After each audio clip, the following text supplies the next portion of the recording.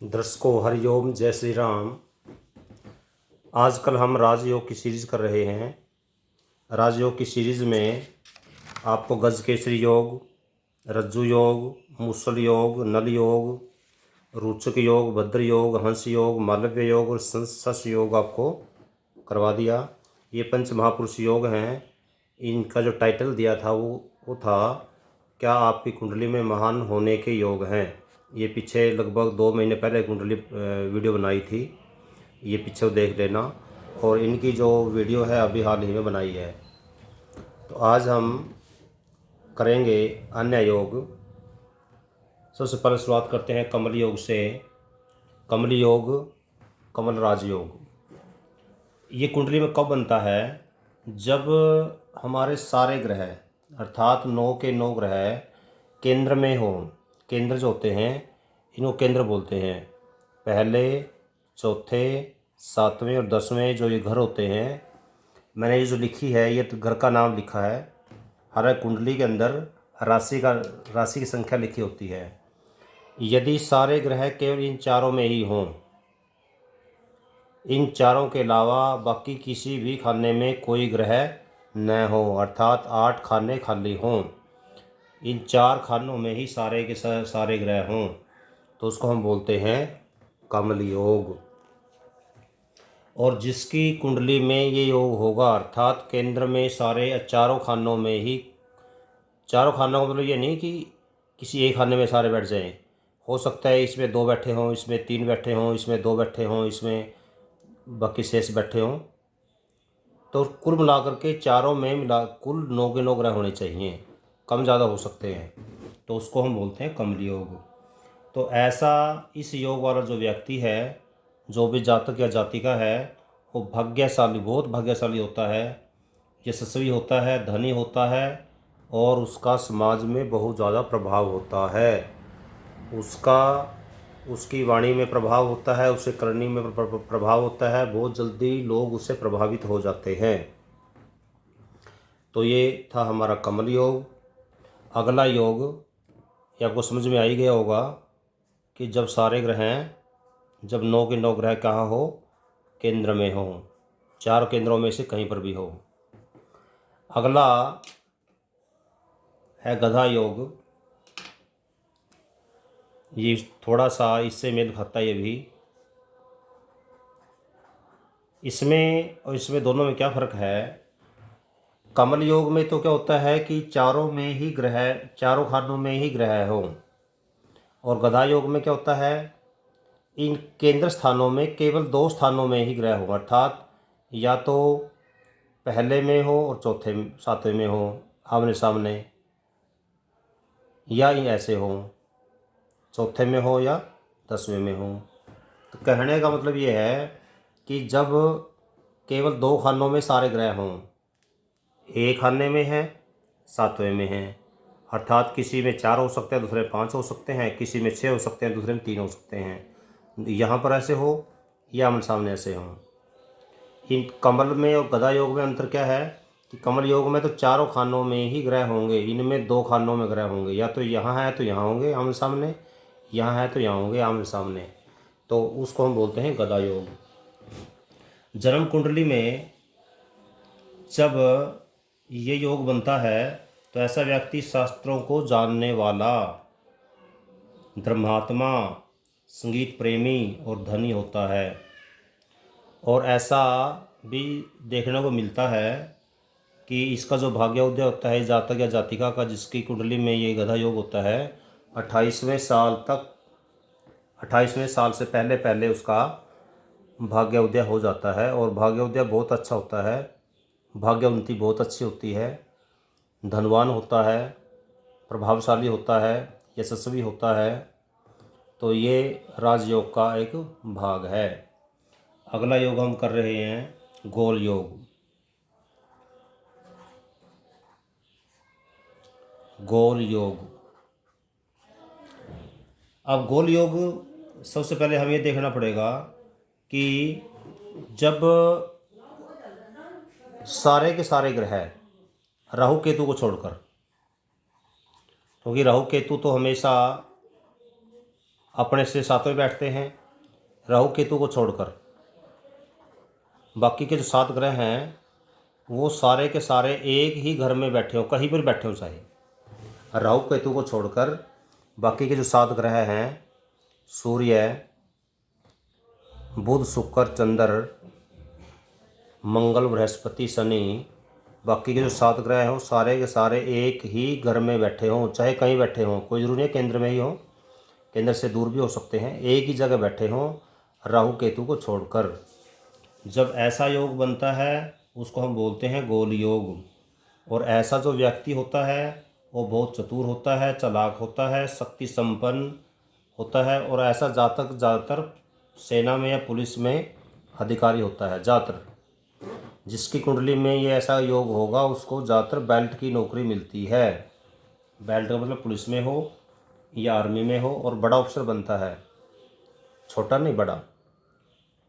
वैसे जो राजयोग वाले जितने भी जातक हैं जिनमें ये 32 के 32 राजयोग जिसकी कुंडली में भी होंगे, और 32 तो प्रमुख हैं, इसके अलावा कुछ ऐसे कुछ और भी राजयोग हैं जो 32 के अलावा और भी हैं, तो इनकी जिनकी कुंडली में ये राजयोग होते हैं वो हमेशा टॉप पे रहते हैं, तरक्की करते हैं। अगला योग हम कर रहे हैं चक्र योग।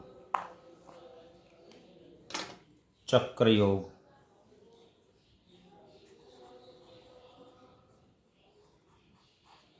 आज हम कई योग करेंगे। जन्म कुंडली में यदि लगन से, ये लगन बोलते हैं इसे हम, इसको लगन बोलते हैं, तो लगन से पहले तीसरे, 5वें, 7वें, 9वें, 11वें अर्थात एक छोड़ के पहले घर में, तीसरे घर में, 5वें घर में, 7वें घर में, 9वें घर में और 11वें घर में सारे ग्रह इन घरों में हो। विषम संख्या, विषम संख्या जो मैंने बताई है ये राशि की नहीं बता रहा हूँ, ये घर की बता रहा हूँ। मतलब जैसे पहला घर ये होता है, तीसरा ये होता है, 5वां ये होता है, 7वां ये होता है, उसके बाद 9वां ये होता है, और उसके बाद 11वां ये होता है।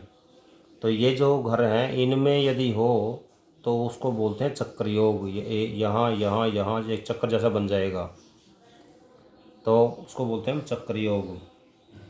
ऐसा जो व्यक्ति है वो सर्वोच्च अधिकारी बनता है, या यदि राजनीतिक क्षेत्र में जाएगा तो राजनीतिक क्षेत्र में बहुत ऊंचाई तक जाता है, प्रखर राजनीतिज्ञ होता है सभी जातक चक्र योग वाला।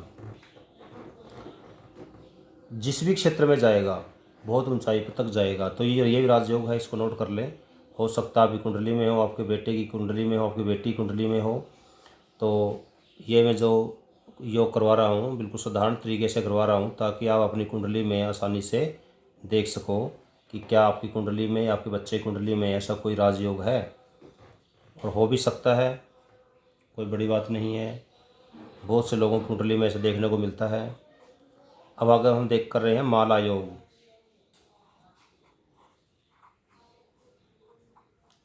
माला योग किसी कुंडली में हम तब बोलते हैं जब जन्म कुंडली में केंद्र स्थानों में लगन को छोड़कर, ये लगन है देखो, लगन को छोड़कर बाकी के जो 3 बचे हैं, चौथा, 7वां और 10वां, इन तीन घरों में बुध, गुरु और शुक्र, ध्यान देना इसमें 3 ग्रह मेन होते हैं, बुध, गुरु और शुक्र। इन 3 घरों में बुध, गुरु और शुक्र हों।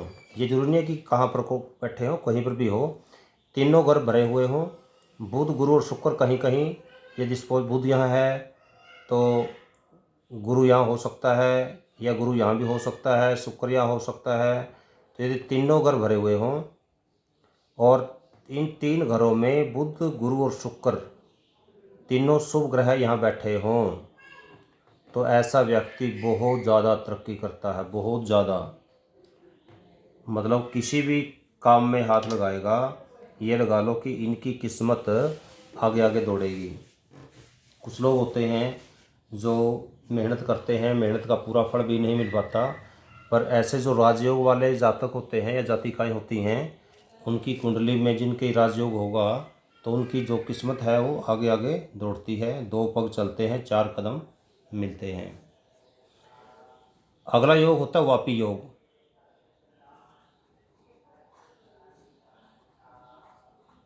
ये भी काफ़ी इम्पोर्टेंट योग है। जन्म कुंडली में केंद्र भाव, ये केंद्र भाव बोलते हैं, आपको बताया था, पहला, चौथा, 7वां और 10वां, इनमें कोई ग्रह ना हो। हालांकि वैसे केंद्र में बैठे जितने ग्रह बैठते हैं उनको अच्छा मानते हैं, पर पर यदि इनमें कोई ग्रह ना हो, एक भी ना हो इनमें, और बाकी सारे ग्रह, सारे चारों और बाकी 8 खानों में, 8 खानों में ग्रह हो, ऐसा व्यक्ति जीवन में संघर्ष तो करना पड़ेगा, मतलब भाग्य इतना साथ तो नहीं देगा, पर ऐसा व्यक्ति कलाप्रिय होगा, कुशल वक्ता होगा और बहुत ज़्यादा चतुर भी होता है ऐसा व्यक्ति, जिस पे केंद्र में कोई भी ग्रह न हो और बाकी के 8 खानों में ग्रह हो। और तो ऐसा जो जातक है जिसकी कुंडली में वापी योग होगा वो चतुर होगा। हाँ, संघर्षशील जरूर होगा। संघर्षशील इसलिए होगा क्योंकि केंद्र में कोई जब ग्रह नहीं होता तो उसका भाग्य साथ कम देता है, पर उसका जो गुण है, हम गुण की बात कर रहे हैं यहाँ पर, वो कला प्रेमी होगा, वापी योग वाला, और गृहस्थी बहुत अच्छा चलाता है ऐसा व्यक्ति। लड़की हो या लड़का हो, गृहस्थी चलाने के मामले में बहुत ज़्यादा उनको एक अनुभव कहो या उसको ये कहो कि उनको अच्छा गुण परमात्मा की दया से ही दिया होता है। अगला योग है वीणा योग। आज हम कई योग करेंगे क्योंकि एक एक करेंगे तो फिर तो कई दिन लग जाएंगे। तो आज अगला है वीणा योग। तो वीणा योग में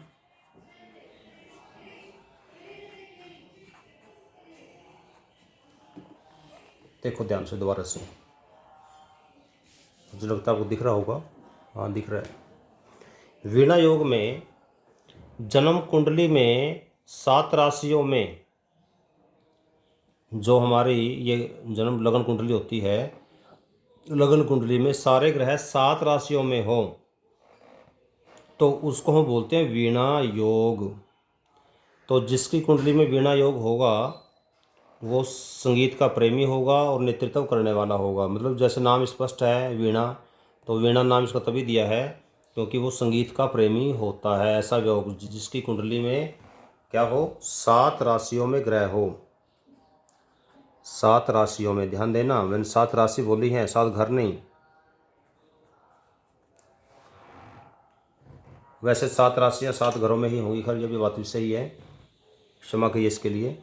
क्योंकि जैसे उदाहरण के लिए जैसे राशियाँ हैं, पहले सपोज राशि नंबर 1 है, यहाँ 2 है, 3 है, 4 है, 5 है, 6 है, 7 है। सपोज करो हम राशि की बात कर रहे हैं, यहाँ स्टार्ट हो सकती है, यहाँ से स्टार्ट हो सकती है, यहाँ से स्टार्ट हो सकती है, अर्थात 7 राशियों में ग्रह हो, 8वीं राशि में ग्रह ना हो, स्टार्ट चाहे कहीं से भी हो, 7 राशियों में ग्रह हो और क्या हो, नेट 7 में, ना कोई छोटा हो बीच में, तो उसको वो होता है वीणा योग। और वैसा जैसे नाम से स्पष्ट है वीणा, तो क्या होगा, वो संगीत प्रेमी होगा। संगीत प्रेमी, संगीत प्रेमी के साथ साथ ना ऐसा जातक है वो संगीत के क्षेत्र में बहुत ऊंचे तक जा जाता है, बहुत बड़े बड़े इनाम जीतता है। और कई बार तो जैसे हमारी फिल्म इंडस्ट्री है, फिल्म इंडस्ट्री में जो संगीतज्ञ होते हैं वो ज़्यादातर उनकी कुंडलियों में वीणा योग आपको देखने को मिलेगा। अगला योग हम कर रहे हैं दाम योग। दाम योग, अब थोड़ा सा इसको ध्यान से देखना। जैसे इस कुंडली में क्या बताया था आपको वीणा योग में कि सारे के सारे ग्रह 7 राशियों में हो, जैसे यहाँ पर हो 7, इनमें से किसी में 7 राशियों में हो तो उसको हम बोल देते हैं वीणा योग। और यदि 7 की बजाय 6 राशियों में हो, ये क्या था 7 राशियों में, यहाँ क्या है 6 राशियों में, अर्थात ध्यान देना दोनों में क्या फ़र्क है। 6 राशियों में सारे ग्रह हों, 9 के 9 ग्रह 6 राशियों में हों तो ये हो जाएगा दाम योग। ऐसा जो व्यक्ति है वो पुत्रवान, ऐश्वर्यवान, परोपकारी और बहुत प्रसिद्धि प्राप्त करता है। परोपकारी बहुत होते हैं ऐसे जातक दाम योग वाले, दूसरों की बहुत जल्दी सहायता करते हैं। उनका जो दिल है बहुत जल्दी सीज जाता है। यदि इनसे कोई भी कुछ चीज़ मांगेगा तो दाम योग वाले कभी भी मना ही नहीं कर सकते। अगला योग है नौका योग।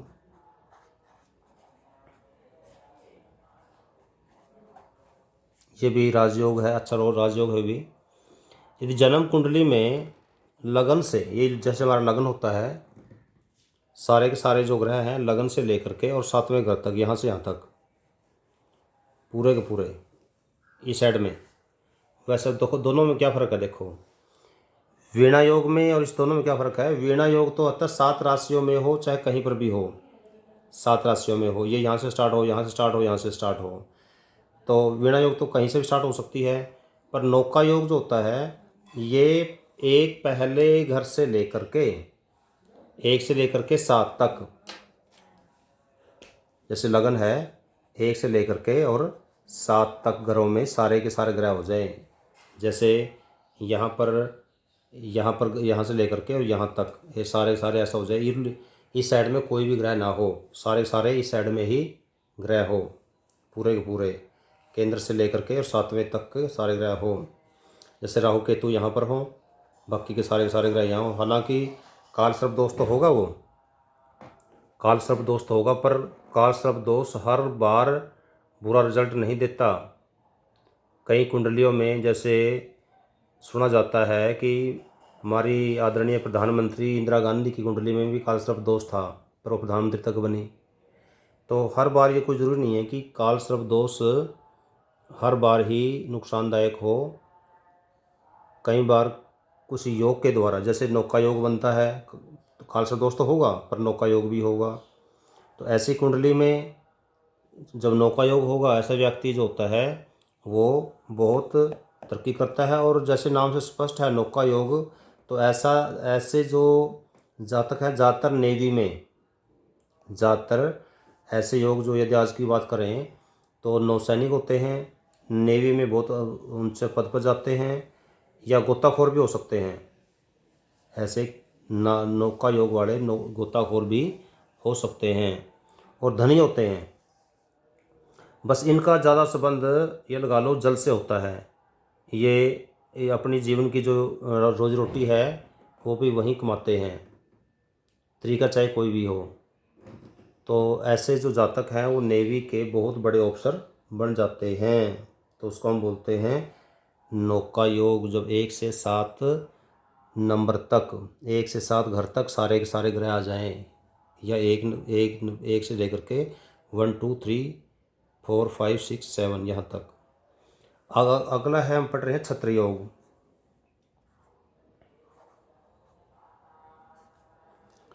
छत्र योग भी नौका योग जैसा ही है, बस थोड़ा सा चेंज है इसमें।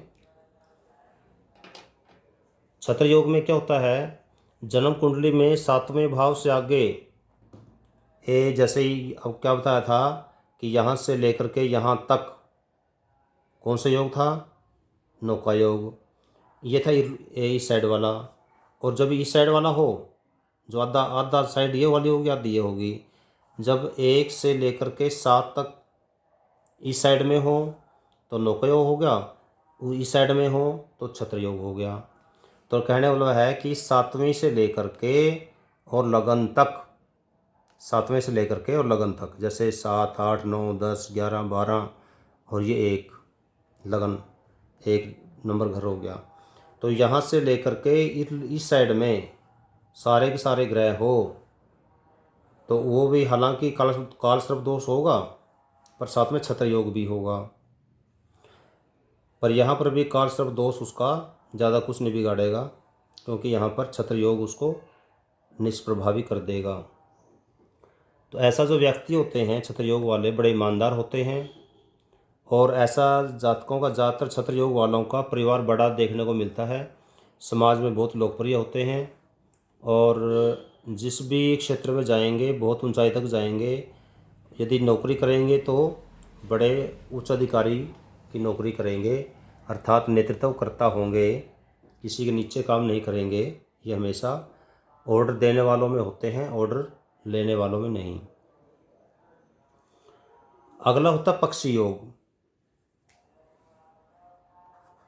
ये भी पक्षी राजयोग,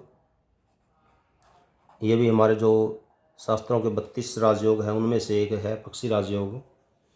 पक्षी राजयोग में क्या होता है कि सारे के सारे जो ग्रह हैं, मतलब 9 के 9 ग्रह चौथे और 10वें भाव में हो, या तो यहाँ और यहाँ, केवल इन 2 घरों में हो, यहाँ नहीं, यहाँ इन 2 घरों में हो तो पक्षी योग कहलाता है। वैसे तो ये जो योग है गदा योग भी बोलते हैं इसको। तो गदा योग में हमने पढ़ा था, ये गदा योग में फिर 2 पार्ट थे कि पहले में चौथे में भी हो सकते हैं और चौथे 10वें भी हो सकते हैं। यहाँ पक्षी योग में केवल चौथे 10वें में ही होगा, अर्थात ग्रह यहाँ बैठे हों, यहाँ बैठे हों, इन 2 ग्रहों में ही सारे के सारे ग्रह आ जाएं तो उसमें पक्षी योग बोलते हैं। और ऐसा जो जातक होता है वो राजदूत या भ्रमणशील, अर्थात यात्राएं बहुत ज़्यादा करता है ऐसा जातक। नाम स्पष्ट है पक्षी, अर्थात एक जगह नहीं टिक सकते, वो घूमते रहते हैं, उड़ते रहते हैं। तो जिसकी कुंडली में ये योग होगा वो बहुत ज़्यादा यात्राएं करेगा, देश विदेश की यात्राएं करेगा, उसकी पूरी ज़िंदगी यात्रा में निकल जाती है। उनकी रोजी रोटी भी यात्राओं में ही होती है। भ्रमणशील ज़्यादा होगा, धनी भी होगा, भ्रमणशील भी होगा और धनी भी होगा। ये बहुत बड़ा राजनेता भी हो सकता है, जैसे राजनेता लोग भी देश विदेश में भ्रमण करते ही हैं। तो जिस भी क्षेत्र में जाएगा अच्छी ऊंचाई तक जाएगा और फिर भ्रमणशील ज़्यादा रहेगा, कभी कहीं कभी कहीं। एक अच्छा व्यापारी भी हो सकता है जो देश विदेश में एक्सपोर्ट का काम करते हैं। अगला योग है श्रृंगारक योग।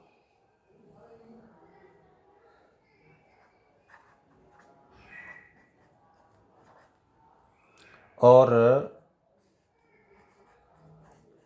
ये जो योग है ये भी काफ़ी महत्वपूर्ण योग है। ये लगन कुंडली में एक से ही समझा रहा हूँ, बार बार कुंडली बनाने की बजाय।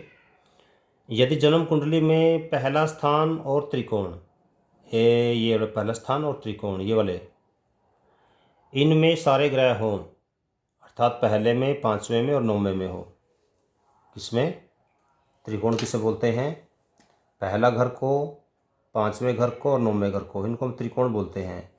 तो सारे 7 ग्रह, 7 ग्रह बोले मैंने राहु केतु को छोड़कर, क्योंकि राहु केतु तो हमेशा सातवें एक दूसरे के 7वें ही बैठते हैं। तो राहु केतु कहीं बैठे हों, बाकी के जो 7 ग्रह हैं वो पहले, 5वें, 9वें, इन ग्रहों में 3 ग्रहों में ही हों केवल। ये इस घर में, इस घर में और इस घर में। ये लगन पहला घर होता है, ये 5वां घर होता है और ये 9वां घर होता है। पहले, 5वें, 9वें घर में इनमें यदि सारे ग्रह हों राहु केतु को छोड़कर, राहु केतु कहीं भी हो सकते हैं, तो उसको हम बोलते हैं श्रृंगारक योग। ये श्रृंगारक योग बहुत ज़्यादा महत्वपूर्ण योग है।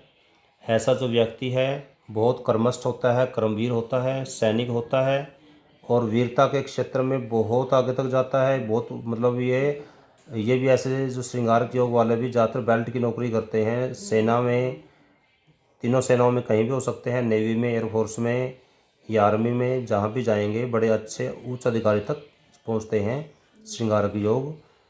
अच्छा, एक बात ध्यान देना, जो मैं आपको राजयोग करवा रहा हूँ, इन राजयोग के अलावा कुंडली में कोई अशुभ योग नहीं होना चाहिए। ये अपने योग तभी पूरा काम करते हैं जब उनकी कुंडली में और कोई अशुभ योग ना हो। यदि अशुभ योग नहीं है तो ये बहुत अच्छा काम करेंगे। यदि शुभ योग भी है अर्थात राजयोग भी है और कोई अशुभ योग भी है अर्थात शुभ को अशुभ काट देगा, तो उस दशा में जो शुभ योग है वो अपना पूरा काम नहीं कर पाएगा। तो अब हम बात करते हैं अगले योग की। अगला भी इम्पोर्टेंट योग है अम्ला योग। बहुत इम्पोर्टेंट योग है अम्ला। अम्ला योग ये भी लगन कुंडली के अनुसार ही देखते हैं अपन। जब जन्म ये लगन कुंडली में चंद्रमा जहाँ भी होगा चंद्रमा से 10वें स्थान पर कोई शुभ ग्रह बैठा हो, उदाहरण के लिए मान ली चंद्रमा यहाँ बैठा है, सपोज चंद्र यहाँ बैठा है मान लिया हमने, तो चंद्रमा से गिनना शुरू किया हमने 1 2 3 4 5 6 7 8 9 10, यहाँ आ गया चंद्रमा से 10वां। यहाँ कोई शुभ ग्रह हो, ये चंद्रमा से गिन रहे हैं हम, घर 10वां नहीं है, घर तो 11वां ही है, पर चंद्रमा यहाँ था तो यहाँ 10वां होगा, चंद्रमा यहाँ होगा तो यहाँ 10वां होगा, चंद्र यहाँ होगा तो यहाँ 10वां आ जाएगा। तो चंद्रमा से गिनना स्टार्ट करना है। जब चंद्रमा से 10वां कोई शुभ ग्रह हो, शुभ ग्रह में कौन कौन से, गुरु शुक्र बुध और पूर्ण चंद्र, और बुध भी अकेला होना चाहिए। यदि बुध किसी के साथ हो, फिर बुध एक ऐसा ग्रह है जिसके साथ बैठा होगा उसी जैसा ही बन जाएगा। शुभ ग्रह के साथ बैठा हो तो शुभ फल देता है, अशुभ के साथ बैठा हो तो अशुभ फल देता है। तो गुरु और शुक्र सबसे शुभ ग्रह माने गए हैं, क्योंकि इनके साथ यदि कोई बैठा हो या ना बैठा हो, ये हमेशा शुभ ग्रह शुभ फल ही देंगे। तो चंद्रमा से यदि शुभ ग्रह बैठे हों बुध शुक्र और गुरु में से, क्योंकि चंद्रमा एक तो खुद अपने आप हो गया, और इनके अलावा 3 जो बाकी ग्रह शुभ ग्रह बचे हैं उनमें से कोई एक हो। यदि बुध हो तो अकेला होना चाहिए, या इसके साथ कोई शुभ ग्रह बैठा हो, बुध गुरु हो सकते हैं, बुध शुक्र भी हो सकते हैं, या अकेला बुध या अकेला शुक्र या अकेला गुरु हो सकता है, तो वो योग होता है अमला योग। उसको हम क्या बोलते हैं, अमला योग। और ये जिस जातक या जाति की कुंडली में योग होता है वो गुणवान होता है, अमला योग वाला गुणवान होता है, बुद्धिमान होता है, प्रसिद्धि प्राप्त करता है ऐसा व्यक्ति, ख्याति प्राप्त करने वाला। और ऐसा जो व्यक्ति है उसको जीवन में बहुत सुख मिलता है, बहुत सुख मिलता है। अमला योग वाले व्यक्ति को सुखी कह सकते हो इसको आप, भाई सुखी, बहुत अच्छा सुखी होता है। इसको हर तरह से मतलब कोई भी ज़िंदगी में दुख बहुत कम मिलते हैं। अमला योग वाले को जिस भी क्षेत्र में जाएगा बहुत ऊंचाई तक जाएगा। अब ये आप इसको ऐसे भी देख सकते हो, ये थोड़ा लगन कुंडली के अनुसार, ये आप चंद्र कुंडली से देख लो, क्योंकि जब चंद्र कुंडली देखोगे तो चंद्र आपको लगन में ही मिलेगा। चंद्र कुंडली में यदि 10वें घर में, चाहे लगन कुंडली में चंद्र कहीं बैठा हो, चंद्र कुंडली में चंद्रमा हमेशा लगन में ही होता है।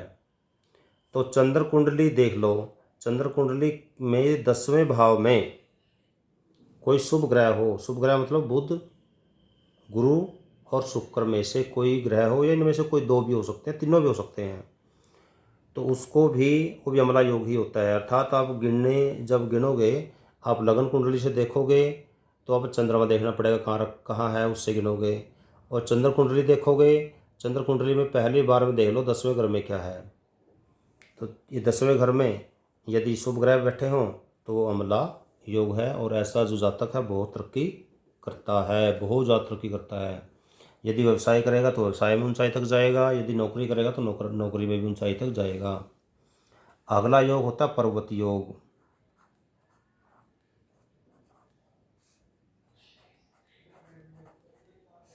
वो इम्पोर्टेंट योग है ये भी, पर्वत योग। अब पर्वत योग कब होता है, जब जैसे व्यक्ति की जन्म कुंडली में केंद्र में, ये हमारे केंद्र होते हैं, शुभ ग्रह स्थित हो। शुभ ग्रह वैसे तो देखो अब तक कुंडली में आपको जो इतने कराए हैं, ज़्यादातर इस योग में ये बताया आपको कि जितने केंद्र में जितने ग्रह होते हैं उतने अच्छे होते हैं। पर इसके अलावा जो जो हमारे पाप ग्रह हो कहीं बैठे हों, यदि केंद्र में जितने शुभ ग्रह होंगे, अर्थात बुध गुरु शुक्र और पूर्ण चंद्र, इनमें से चारों में से जितने केंद्र में होंगे उतना आपके लिए शुभ होगा, और वो होता है पर्वत योग। जितने शुभ ग्रह केंद्र में होंगे तो उसे हम पर्वत योग बोलते हैं। और ऐसा जो व्यक्ति है वो बहुत ज़्यादा प्रसिद्ध होता है, और ऐसे जो व्यक्ति हैं, जातक है, जातिकाएँ हैं, उनके जो मित्र हैं वो निष्ठावान मिलते हैं। पर्वत योग वाले व्यक्तियों के जो मित्र हैं वो ज़्यादातर निष्ठावान मिलते हैं। आपने देखा होगा कुछ लोगों के मित्र धोखा देने वाले होते हैं, वैसे ज़्यादातर देखने को मिलता है कि मित्र धोखा दे देते हैं। पर पर्वत योग वालों के जो मित्र हैं वो धोखा देने वाले नहीं होंगे, वो उनके जो मित्र होंगे वो उसके लिए वफादार होंगे। ऐसे लोग बहुत कम मिलते हैं जिनके मित्र वफादार होते हैं। अब इस योग में पैदा होने वाला जो जातक है वो श्रेष्ठ भाग्य का निर्माता होता है, और ऐसा जो जातक है वो अपना भाग्य स्वयं बनाता है, अर्थात उसको जन्म में चाहे कुछ भी ना मिला हो, अपनी मेहनत के द्वारा वो बहुत ऊंचाई तक पहुंचता है, जिसकी कुंडली में पर्वत योग होगा। अगला योग हम करते हैं शुभ कर्तरी योग। बहुत इम्पोर्टेंट है ये भी, शुभ कर्तरी योग। आशा करते हैं कि आपकी कुंडली में हो शुभ कर्तरी।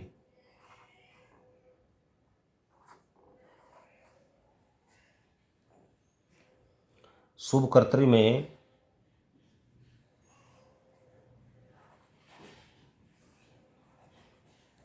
जैसे नाम से स्पष्ट है, शुभ कर्तरी अर्थात शुभ करने वाला, नाम से स्पष्ट है शुभ कर्तरी। इसमें शुभ कर्तरी में हम क्या कहते हैं, जब इसको आप लग्न कुंडली से देख सकते हो या जन्म कुंडली से देख सकते हो, जो दूसरे भाव और 12वें भाव में शुभ ग्रह हों, ध्यान देना, दूसरे में और 12वें में। जैसे लगन है हमारा, लगन से अगला ये है और लगन से तुरंत पीछे ये होता है, अर्थात जैसे पहला घर हो गया ना, तो इसके दूसरा ये हो गया और ये 12वां हो गया। तो इन दोनों घरों में, कौन कौन से में, दूसरे घर में और 12वें घर में। तो कहने का मतलब ये है शुभ कर्तरी योग हम उसे कहेंगे भी केंद्र के दोनों तरफ, मतलब एक दूसरा और 12वां याद ना रहे, सिंपल सी भाषा में याद रख लेना, केंद्र के दोनों तरफ शुभ ग्रह हों तो उसको हम बोलते हैं शुभ कर्तरी योग। और जिसके ऐसा जो जातक या जातिकाएं हैं जिसके लगन के दोनों तरफ शुभ ग्रह हों, उसके आय के कई स्रोत होते हैं। यदि दोनों में से एक शुभ ग्रह हो फिर उसको शुभ कृत्य तो नहीं कहेंगे, हालांकि अच्छा होता वो भी अपना प्रभाव अच्छा देगा। पर जिसकी कुंडली में दोनों ही तरफ, जैसे शुक्र यहाँ है तो गुरु यहाँ हो, या गुरु यहाँ है तो शुक्र यहाँ हो, या चंद्र बुध में से कोई एक हो, चंद्र पूर्ण चंद्र होना चाहिए और बुध अकेला होना चाहिए, तो उस दशा में उसको हम क्या बोलते हैं, शुभ कर्तरी योग। और ये बहुत ज़्यादा इम्पोर्टेंट है, और शुभ कर्तरी योग वाला जातक के लिए मतलब ये बहुत शुभ होता है। अब शुभ किस क्षेत्र में होगा, जो भी काम करेगा जीवन में, यदि नौकरी करना चाहेगा तो नौकरी में उसको प्रमोशन बहुत जल्दी मिलती है। यदि बिजनेस करेगा तो बिजनेस में बहुत आगे से आगे ब्रांचेस बढ़ाता है, आगे से आगे अपने फैलाव करता है, देश विदेश में अपने बिजनेस का बहुत ज़्यादा एक्सपेंड करता है। तो शुभ कर्तरी योग में उसके लगभग हर चीज़ शुभ ही होती है। अगला योग हम कर रहे हैं सुनफा योग। ये भी काफ़ी इम्पोर्टेंट टॉपिक है, सुनफा योग भी।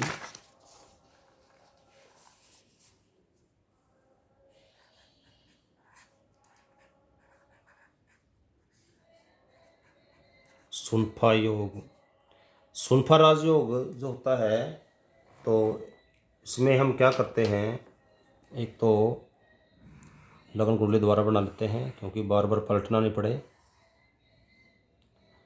सुनफा योग जैसे शुभ कर्तरी योग होता है, ये भी लगभग उस जैसा ही होता है, बस थोड़ा सा इसमें फ़र्क क्या है वो भी बताता हूँ आपको, सुनफा योग में और शुभ कर्तरी योग में।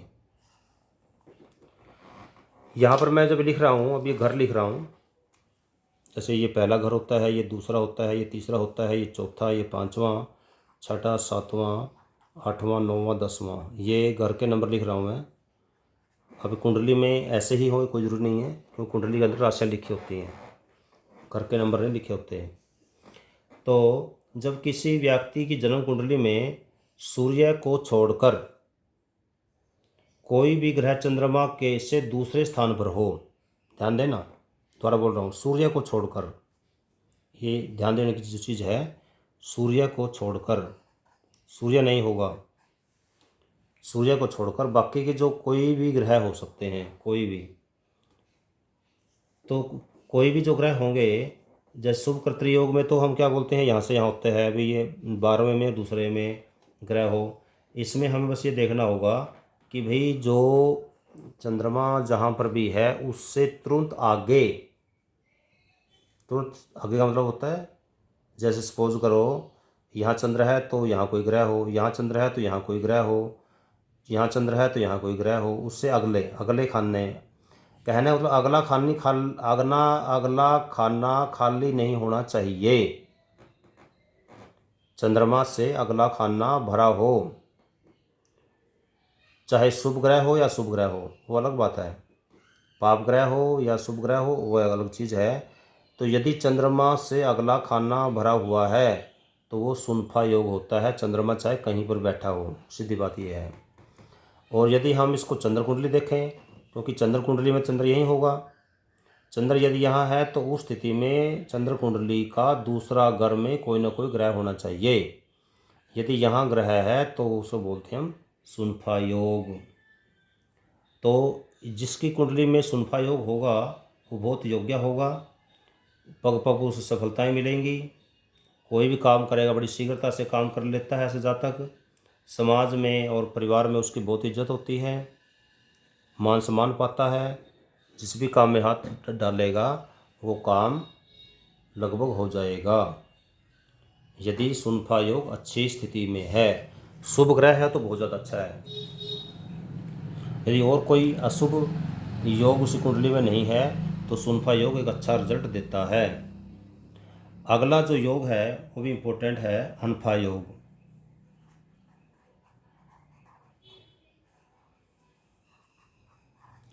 जैसे यहाँ तो आपको क्या समझाया था अभी चंद्रमा के रिगार्डिंग कि भाई जैसे चंद्रमा आपको समझाया था कि चंद्र यहाँ है तो यहाँ कोई ग्रह होना चाहिए, यदि यहाँ चंद्रमा है तो यहाँ कोई ग्रह होना चाहिए, चंद्र यदि यहाँ है तो यहाँ ग्रह होना चाहिए। ठीक है, ये था सुनफा योग।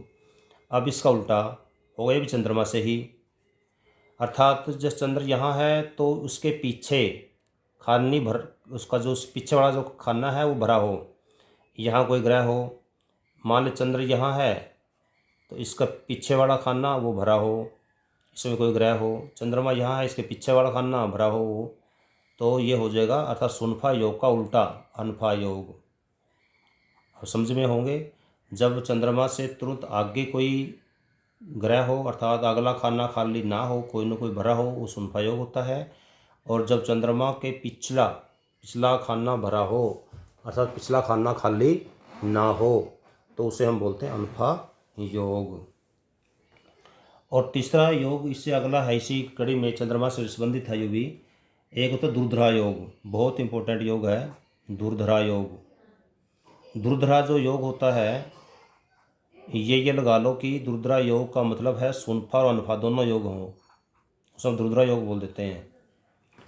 अब आप कहोगे कि दोनों योग कैसे, जैसे सुनफा योग में तो क्या था कि चंद्रमा से अगला खाना भरा हो, अनफा योग में क्या था कि चंद्रमा से पिछला खाना भरा हो, और दुर्धरा योग में क्या होता है चंद्रमा से आगे भी ग्रह हो, चंद्रमा के पीछे भी ग्रह हो, चंद्रमा जहाँ पर भी बैठा होगा,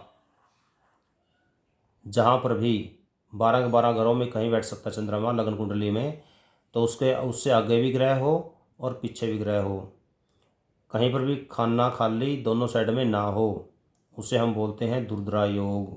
ये बहुत इंपॉर्टेंट है, ऐसा जातक है जिसकी कुंडली में दुर्धरा योग होगा बहुत योग्य होगा, इंटेलिजेंट होगा, पढ़ने में बहुत तेज होता है ऐसा जातक, और बहुत तरक्की करता है, चाहे वो कोई भी किसी भी क्षेत्र में जाए, बिजनेस करेगा तो बिजनेस में बहुत तरक्की करता है, और यदि नौकरी करता है तो नौकरी में भी बहुत तरक्की करता है, प्रभावशाली होता है, राजनीति के क्षेत्र में बहुत आगे तक जाता है। तो दुर्धरा योग बहुत ही इम्पोर्टेंट योग है। अगला जो योग हम कर रहे हैं, चलो मेरे ख्याल आज काफ़ी हो गया आज के वीडियो में, आप कभी फिर बोर ना हो जाओ। तो आज हमने दुर्धरा योग तक किया, आगे हम कल दूसरे योग करेंगे।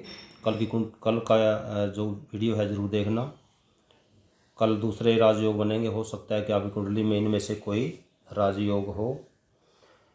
तो दर्शकों, यदि आपको लगता है कि जो मैं प्रयास कर रहा हूँ ज्योतिष सिखाने का, या आपको कुंडली आप कैसे देखते हैं, आपकी कुंडली में योग है या नहीं है, ये आपके लिए कुछ सरलता कुछ सुविधा मिल रही है, और आपको लगता है कि मैं जो टाइम दे रहा हूँ वो अच्छे टाइम दे रहा हूँ, तो आपने इस चैनल को सब्सक्राइब करना है, शेयर करना है, लाइक करना है। और यदि ऑनलाइन कुंडली दिखवाने की इच्छुक हैं तो आप 7027000138 पर व्हाट्सएप करें। व्हाट्सएप में अपना डेट ऑफ बर्थ, टाइम और प्लेस और अपना नाम लिखने के बाद अपना क्वेश्चन लिखें, तो व्हाट्सएप के माध्यम से आपकी समस्या का समाधान हो जाएगा। तो आप व्हाट्सएप के माध्यम से भी सेवाएं ले सकते हो। हरिओम, जय श्री राम।